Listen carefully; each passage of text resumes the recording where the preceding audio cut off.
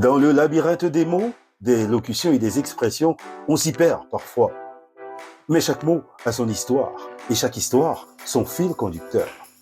Sur la chaîne YouTube JC Group, je vous propose Le Fil d'Ariane, le podcast qui vous donne la clé pour comprendre les expressions françaises, une à la fois, un jour à la fois. Le Fil d'Ariane, votre rendez-vous quotidien sur JC Group.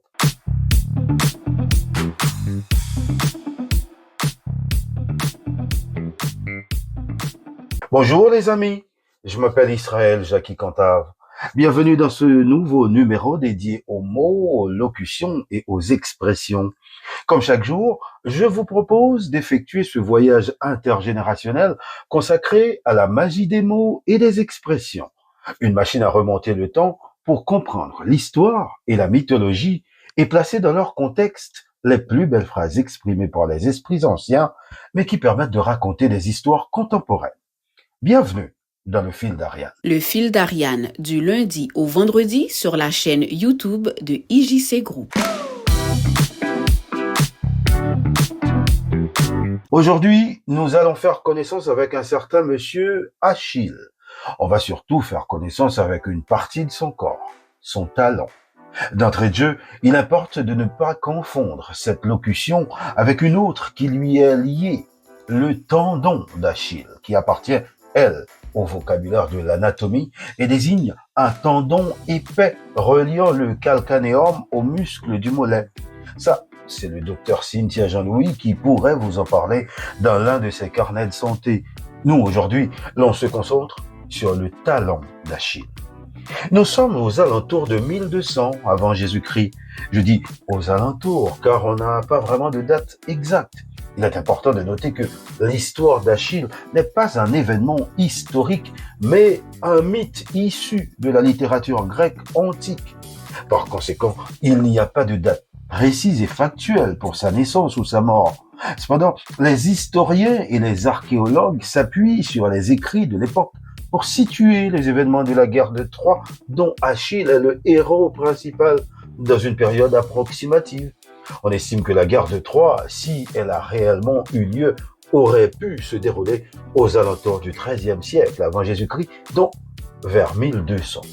Le mythe a été popularisé et couché par écrit bien plus tard, principalement par le poète grec Homère dans son épopée l'Iliade, dont on estime la composition autour du XIIIe siècle. Bon, on est bon pour la période. Toujours est-il que notre ami Achille est en cette période l'un des guerriers les plus importants et les plus puissants. Mais il doit tout cela à sa maman, la nymphe Thétis. Alors, un petit mot sur Thétis, parce que tout part d'elle quand même. Thétis, c'est un personnage central et fascinant de la mythologie grecque. Elle est une divinité marine, à la fois puissante et tragique.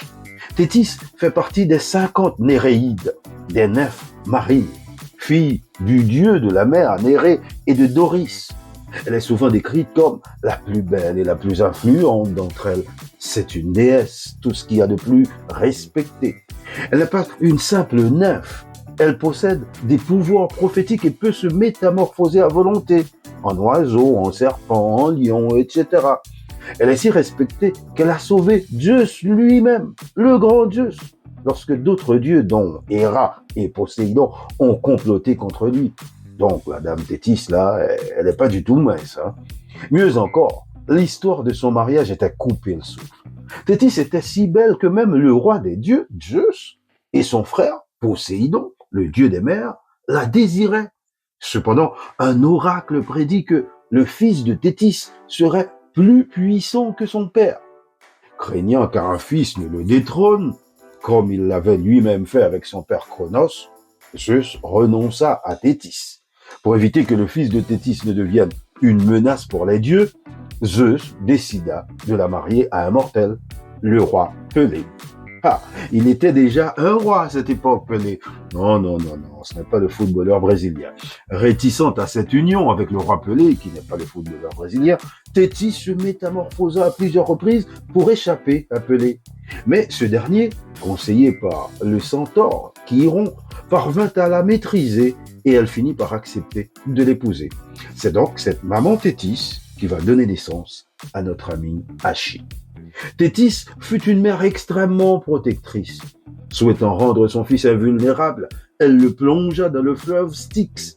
Dans la mythologie grecque, le fleuve Styx, c'est un cours d'eau des enfers, c'est-à-dire du royaume des morts. Les eaux du Styx ont le pouvoir de rendre le corps des mortels qui y sont plongés totalement invulnérables. Ces eaux sont souvent décrites comme glacées, sombres et terrifiantes. Du coup, maman Thétis se dit « Je vais plonger mon nourrisson Achille dans les eaux du Styx. » Mais elle réfléchit un petit peu, Thétis. Si je le plonge entièrement dans le fleuve, il va mourir. Elle décide donc de le tenir par le talon et de plonger le reste de son corps dans le Styx. Il devint ainsi invincible partout où l'eau avait été en contact avec sa peau, c'est-à-dire partout, sauf au talon, qui devint son point faible. Le fil d'Ariane, votre rendez-vous quotidien. Son talon, le point faible, oui, mais ça, c'est pas tout le monde qui le sait. C'est pourquoi Achille va devenir un grand guerrier, une véritable arme de destruction massive, surtout pour les Troyens. Ils en ont vu de toutes les couleurs avec l'homme du fleuve. Après avoir tué Hector, le plus puissant des héros troyens, Achille est au sommet de sa gloire. Il continue à combattre avec fureur et à semer la terreur parmi les Troyens. Mais son destin funeste est déjà scellé.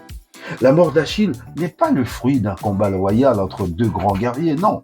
Elle est le résultat d'un piège et d'une intervention divine. Achille est tué par Paris, le prince troyen. Paris n'est pas un combattant renommé, il n'aurait jamais pu vaincre Achille en combat singulier. D'ailleurs, il est souvent décrit comme un lâche. C'est le dieu Apollon lui-même qui a une rancune personnelle contre Achille, qui guide la main de Paris. Apollon dévie la trajectoire de la flèche de Paris pour qu'elle atteigne précisément le seul point faible du héros, le talon. Oui, parce que Apollon, c'est quand même un dieu. Il connaissait le point faible d'Achille. Achille meurt sur le champ de bataille, non pas de façon spectaculaire face à un adversaire de taille, mais de manière soudaine, terrassé par sa seule et unique vulnérabilité. Son corps est ensuite récupéré par Ulysse et Ajax. Ça, c'est une autre histoire, on en parlera dans un prochain épisode. Sa mort est doublement symbolique, Achille.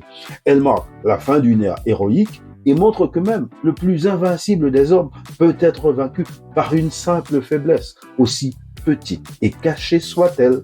Un talent d'Achille, c'est donc une faiblesse fatale qui, en dépit d'une grande force générale, peut mener à la perte. Bien que la référence mythologique se rapporte à une vulnérabilité physique, le talon d'Achille peut se référer de manière métaphorique à d'autres attributs qui peuvent mener à l'échec ou à la chute.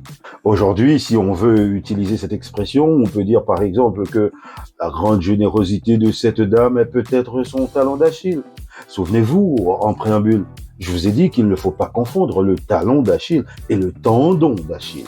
Mais dans le cas d'un athlète qui souffre souvent de tendinite, on pourra même dire que son tendon d'Achille est bien son talon d'Achille. Le fil d'Ariane, une expression, un jour à la fois.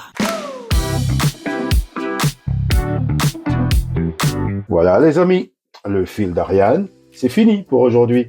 Je vous retrouve demain pour une autre expression. On restera à Troie et cette fois, on évoquera le cheval de Troie.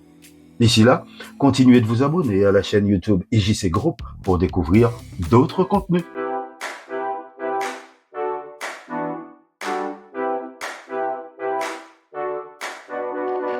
Dans le labyrinthe des mots, des locutions et des expressions, on s'y perd parfois. Mais chaque mot a son histoire et chaque histoire son fil conducteur. Sur la chaîne YouTube IJC Group, je vous propose le fil d'Ariane. Le podcast qui vous donne la clé pour comprendre les expressions françaises, une à la fois, un jour à la fois. Le fil d'Ariane, votre rendez-vous quotidien sur IJC Group.